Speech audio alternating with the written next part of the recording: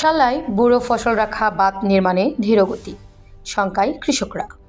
বিস্তারিত জানাচ্ছেন শঙ্কর ঋষি, সুনামগঞ্জ জেলা প্রতিনিধি। সুনামগঞ্জের হাওর বেষ্টিত সাল্লা উপজেলায় বুড়ো ফসল রক্ষা বাঁধ নির্মাণ কাজে দৃশ্যমান অগ্রগতি না থাকায় দুশ্চিন্তায় পড়েছেন হাওর পাড়ের হাজারো কৃষক। কাজ শুরু 24 দিন অতিবাহিত হলেও মাঠ পর্যায়ে কাজের গতি অত্যন্ত মন্থর বলে অভিযোগ উঠেছে। কাপিটা নীতিমালা লঙ্ঘন করে ভূমিহীন ও কৃষিকাজে সম্পৃক্ত নন এমন ব্যক্তিদের দিয়ে প্রকল্প বাস্তবায়ন কমিটি গঠনের অভিযোগ তুলেছেন স্থানীয় কৃষকরা। এতে নির্ধারিত সময়ের মধ্যে বাঁধ নির্মাণ সম্পন্ন হওয়া নিয়ে অনিশ্চয়তা তৈরি হয়েছে। স্থানীয় কৃষকদের দাবি, বিতর্কিত পিআইসি পুনর্গঠন করে প্রকৃত কৃষকদের মাধ্যমে দ্রুত বাঁধ নির্মাণ শেষ করতে হবে, অন্যথায় অকাল বন্যায় ফসলের ক্ষয়ক্ষতির দায় প্রশাসনকেই নিতে হবে।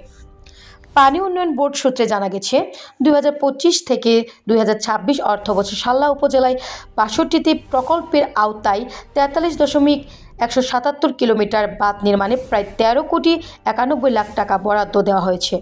তবে কাজের ধীর গতিতে স্থানীয়দের মধ্যে অসন্তোষ বাড়ছে।